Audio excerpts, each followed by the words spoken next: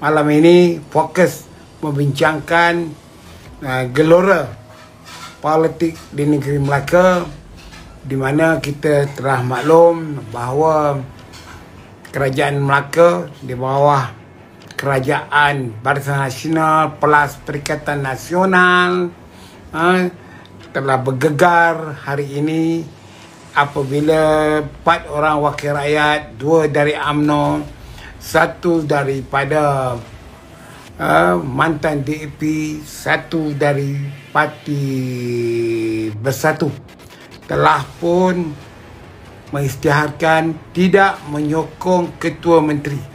Ayat biar betul, tidak menyokong Ketua Menteri, bukan tidak menyokong kerajaan negeri atau UMNO. Dari itu, kalau kita lihat dari apa yang terkeluar dalam kenyataan kedua pihak, kita lihat bahawa keadaan politik Melaka itu nampaknya perkara yang boleh dijernihkan walaupun sudah berkocak jadi keruh, ya. Jadi dia berpunca kepada tindakan-tindakan yang tidak berpsikologi antara pucuk pimpinan tingkat 38 Menara Dato' On dengan Bandaraya Melaka Bersejarah. Apabila benda ini sudah dibangkitkan, sudah diberitahu ada masalah politik dalam negeri Melaka, maka patutnya tingkat 38 mengambil tindakan krisis management. Pengurusan krisis mestilah dimulakan. Sekurang-kurangnya Presiden atau Timbalan Presiden membuat kenyataan supaya mereka yang tidak puas hati untuk berjumpa dengan Presiden UMNO ataupun Presiden UMNO menyerahkan kepada Timbalan Presiden untuk terjun ke lapangan, pergi ke Melaka untuk menyelesaikan isu ini, untuk dapat laporan dan gambaran yang sebenar apa yang berlaku dalam politik Melaka. Apa yang saya nak katakan, puncanya segala berlaku ini kerana keegoan pemimpin parti. Wahal soal meletupnya isu, berlakunya gelombang ataupun berkocaknya politik Melaka ni dah diketahui 5-6 hari yang lalu. Sepatutnya pucuk pimpinan parti di Ibu Pejabat UMNO tingkat 38 memulakan satu teamwork krisis management, pengurusan krisis. Mereka patut turun ke Melaka berjumpa. Sebab kita dah kenal pasti. Antaranya ialah Aidil Harun, wakil rakyat Pantai Kundo, wakil rakyat dari DAP yang keluar daripada DAP, dan juga seorang lagi yang tidak berapa dikenali sebelum krisis ini. Tapi sekarangnya menjadi 4 orang. Mereka 4 orang itu berhak untuk bercakap dan menyuarakan pendapat mereka. Kerana saya pernah percaya mereka juga cuba mengumpan pucuk pimpinan parti untuk pucuk pimpinan parti memanggil mereka berbincang, menyelesaikan isu ini. Jadi perkara-perkara ini boleh diselesaikan dalam konsep mesyuarah UMNO. Tetapi pemimpin UMNO membuat kenyataan, siapa yang menjatuhkan kerajaan akan dipecat. Maka terbentuklah hari ini satu kenyataan bahawa keahlian UMNO mereka duanya telah digugur. Pukul 1 diorang buat pukul 12 tengah hari diorang buat kenyataan yang mereka buat keputusan tidak menyokong kerajaan ataupun menyokong Ketua Menteri. Mereka tiba-tiba dipecat. Sejarah UMNO waktu Gani Ali dan Gani Ishak berperang dalam krisis kepolitian di Melaka, tak ada pun berbelas berapa orang pengikut Gani Ishak masa itu dipecat di dalam UMNO. Tak ada. Zaman Cik Ghaffar Baba juga menghadapi benda yang sama. Tidak pun dipecat wakil rakyat yang protes kepada tindakan Cik Ghaffar Baba, almarhum Tun Abdul Ghaffar Baba, masa itu Ketua Menteri, memecahkan kawasan Parlimen Melaka. Dari itu agaknya nampak sangat pemimpin UMNO ni tak baca sejarah. Kenapa kita nak bertindak terlalu awal tanpa berunding lebih dulu? Kerajaan Melaka ini tidak tumbang, tetapi yang menumbangkannya, yang merosakkannya, yang mengesahkan kerajaan Melaka ini tumbang, saya nak kata ayat ni lah, kebodohan pemimpin Melaka, iaitu apabila membuat kenyataan mengesahkan yang 4 orang ini telah melakukan pengkhianatan dan sebagainya. Jadi cuba buat bodoh dulu, cuba selesaikan masalah ni. Kerana kita tahu bahawa wakil rakyat ini tidak menjelaskan secara terperinci kenapa mereka hilang sokongan kepada Ketua Menteri Melaka. Di mana silapnya? Di mana yang tidak betulnya? Mengikut mereka-mereka yang dari Melaka yang menelpon saya, yang bercakap dengan saya, puncanya kerana tu yang saya kata tengah hari tadi tu, Samunan, projek tambak laut. Projek tambak laut ini salah satu daripada inisiatif kerajaan negeri Melaka untuk membina koridor baru Melaka. Di mana kita tahu bahawa untuk pembangunan bandaraya Melaka ini agaknya tidak boleh dilakukan lagi kerana tanah-tanah milik orang dan sebagainya, tanah kampung. Dari itu kalau kerajaan cuba nak membangunkan Melaka dengan pergi ke pedalaman sedikit daripada bandaraya Melaka, sukar kerana tanah-tanah sebilangan besarnya tanah adat. Dari itu bagi membangunkan ekonomi Melaka, maka perlu dibuat koridor. Koridor itu baru pula kena dibina di laut yang ada dengan cara menambak laut. Dari itu menambak laut inilah yang menjadi punca permasalahannya, iaitu kabarnya, ya, saya tidak menuduh, terserah kepada kerajaan Melaka, mereka yang terkait untuk menjelaskan. Beribu ekar konsesi ini dibagi kepada syarikat-syarikat individu yang sekelip mata besoknya jadi milioner kerana mendapat konsesi tambakan laut berpuluh ribu ekar dan sebagainya. Jadi patutnya kerajaan Melaka tak perlu membagi kepada syarikat-syarikat untuk membuat konsesi tambak laut ini.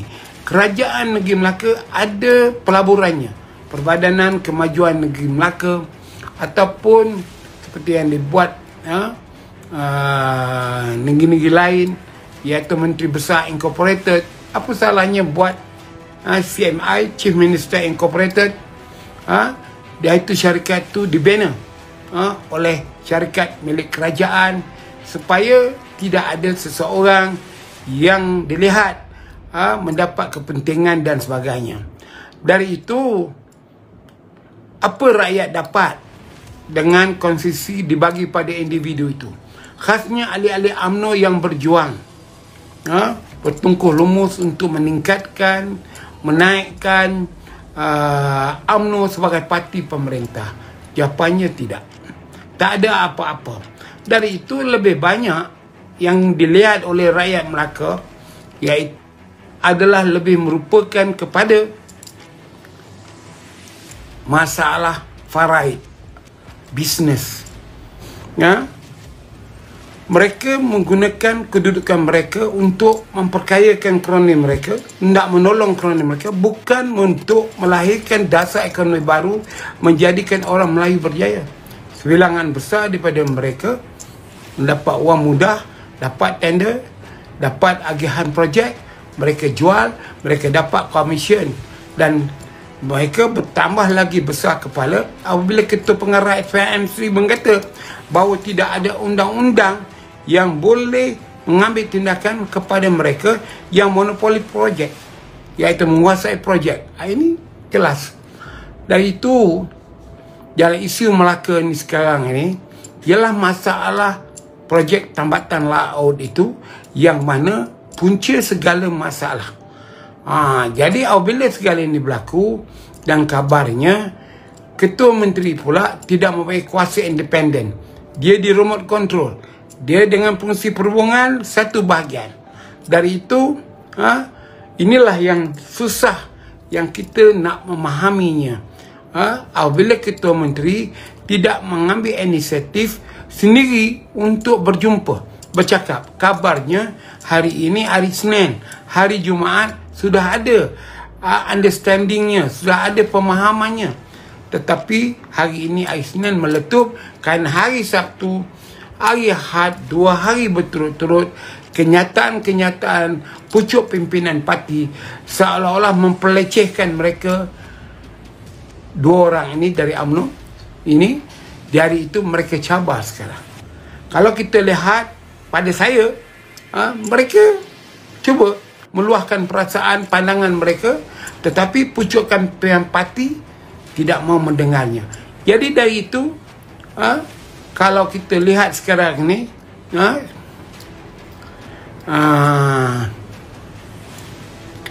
apa yang kita nampak ialah apabila Presiden Parti sendiri kata, mengapa kehilangan kerajaan negeri yang dikuasai oleh parti saya, tetapi tunggulah, saya fikir elok adakan pilihan raya negeri yang baru supaya Dewan Undangan Negeri Melaka dibubarkan dan kita beri mandat semula pada rakyat untuk rakyat memilih manakah kerajaan yang terbaik untuk mentadbirkan negeri itu dan juga negara kita, insya-Allah. Bubarkanlah Dewan Undangan Negeri. Mudah ke? Inikah cara kita? Tahu tak dia apa akan berlaku dalam waktu Dewan Undangan Negeri Melaka bubar dalam keadaan panas sekarang ini? Tentulah isu penampakan laut akan menjadi isu. Akan menjadi, adakah rakyat akan hendak menerima seorang parti yang melibatkan orang-orang partinya sibuk menyamun, merompak projek-projek dalam kerajaan negeri? Jawabnya tidak. Jadi kalau dilihat, kalau saya sebagai Presiden Parti, saya panggil kedua pihak, Ketua Menteri, Fungsi Perhubungan, Edia Harun, dan juga ahli Dewan Undangan Negeri Pantai Kundo itu. Duduk sama-sama, kita bincang apa masalah. Jadi kalau mereka marah terhadap Ketua Menteri, kita atau saya sebagai Presiden, saya beri jaminan selepas ini Ketua Menteri tidak akan lagi terpilih jadi Ketua Menteri. Sabar sekejap, kita tak sampai setahun untuk menghadapi pilihan raya umum. Dari itu, sabar. Kemudian kita beri jaminan. Jangan bimbang. Kalau masih duduk dalam kerajaan Yang Berhormat Idris Datuk Seri Edia Harun, you akan kekal, kita akan letak you jadi calon. Kalau boleh, you, kita berunding betul-betul, ambil baliklah kawasan Tangga Batu ini, dalam parlimen ni, you lah bertanding balik. Jadi kita mestilah dalam keadaan sekarang ni win-win situation, menang-menang. Tetapi apa yang dibuat? Ugut. Dan ugutan itu hari ini jadi kenyataan. Kedua mereka dipecat, tidak lagi keahlian UMNO. Di mana keahlian UMNO mereka itu boleh dipecat? Dan mereka automatik. Di mana perlembagaan UMNO ini? Adakah perundingan ada? Adakah mereka hanya baru bercakap? Mereka hanya baru bercakap bahawa mereka tidak menyokong Ketua Menteri, bukan tidak menyokong kerajaan. Dan mereka tak ada sebut mereka akan menyokong kerajaan baru. Mereka tak menyebut mereka nak jadi Ketua Menteri. Jadi apakah yang kita menjadi masalah? Kerana kita tak mau berunding, kita tak mau musyawarah menyelesaikan masalah kita, kita tak mau bincang masalah kita. Kita tunjuk ego kita, kita seolah-olah lupa Betul, Perdana Menteri kita sekarang ni dari UMNO, tapi kita tak ada kekuatan. Kita tak ada kekuatan. Kekuatan masih bergantung dengan orang lain. Dari itu kita mesti tunjuk keadaan yang kita ini tidak begitu kuat dan kita kena bersabar. Jadi apa yang saya nak fikirkan sekarang ni, fokus semua orang. Cuba kita tengok waktu pihak DUN Pakatan Harapan di Negeri Sembilan ada yang tak bersetuju dengan Menteri Besar. Ada Pakatan Harapan pecat. Walaupun kerajaan itu tidak tumbang. Kerajaan PH di Negeri Sembilan tidak tumbang. Tapi kenyataan-kenyataannya apa? Apa dilakukan oleh Datuk Seri Anwar Ibrahim selaku Presiden ataupun pengurusi Pakatan Harapan? Turun ke Seremban berbincang. Yang tak setuju dengan Menteri Besar kekal tidak bersetuju, tapi masih lagi di dalam UMNO. Tapi yang kita ni apa kita buat? Kita tu UMNO. Jadi tuan-tuan dan puan-puan, saya amat bimbang jika angkuhnya, egonya, kesombongannya para pemimpin UMNO ini menangani isu, kita akan terus ditolak oleh rakyat. Ingat, kita bukan kerajaan seperti dulu. Kita jangan double standard. Kita mesti melihat sejarah masa dulu. Ilham ilahi, saya nak jawab soalan you. Orang UMNO pun ada juga buat SD nak sokong PH. Dah terbuka dah. Itu SD tu siapa boleh buat. Tak jadi masalah. Lagipun kita tak perlu serius sangat untuk mereka nak tubuhkan kerajaan Pakatan Harapan. Sebab kedua mereka itu macam sekarang menjadi realiti. Kalau dia dah dipecat, hak dia lah. Kan bodoh namanya itu, tak cerdik namanya itu. Jadi untuk apa? Untuk apa? Dia orang lagi nak membentangkan kerajaan, mereka sudah dipecat. Cuba slow dulu, tunggu dulu. Jangan melatah waktu panas ni. Kita kena faham apa yang sebenarnya berlaku. Jadi baiklah kita duduk diam. Jadi kita haraplah tuan-tuan dan perempuan semua supaya relax dalam keadaan ini. Dari itu tuan-tuan dan perempuan, kembalilah ke pangkal jalan. Masa ada lagi. Kerajaan Melaka belum tumbang lagi. Belum lagi jatuh atau terbubar. Panggil balik mereka. Bincang betul-betul. Itu sajalah yang saya nak cakap. Saya tak tahu nak cakap 1 jam lebih, 2 jam. Mesej yang saya nak bagi malam ini dalam politik negeri Melaka ialah dia dah dikeruhkan lagi oleh pemimpin kita. Jadi kita harus belajar kepimpinan lagi. Saya pun dah kata tadi pada siang hari, saya pun tidak bersetuju dengan Aidil Harun ni. Tetapi apabila tindakan dia, tentulah dia dah sampai ke tembok. Dia sudah ada perasaan bahawa untuk nak selesaikan masalah ini ialah dengan membuat kenyataan media, bertindak berhenti jadi exco, membuat keputusan tidak menyokong Ketua Menteri. Pada saya ialah yang penting dan mustahak pada saya ialah UMNO itu perlu diselamatkan. Dari itu saya melihat bahawa 2 orang wakil rakyat dari UMNO ini yang bertindak membuat kenyataan pada siang hari ini lebih merupakan kepada mereka yang nak menyelamatkan UMNO. Walaupun sudut pandang waktu ini orang melihat menuduh mereka sebagai pengkhianat dan sebagainya. Tetapi pada saya mereka bukan pengkhianat. Mereka seorang pejuang. Pejuang mestilah menghadapi risiko yang tinggi dan juga tentulah akan dimaki hamun oleh orang yang makan tapak tangan ataupun yang makan dedak daripada pemimpin tertentu.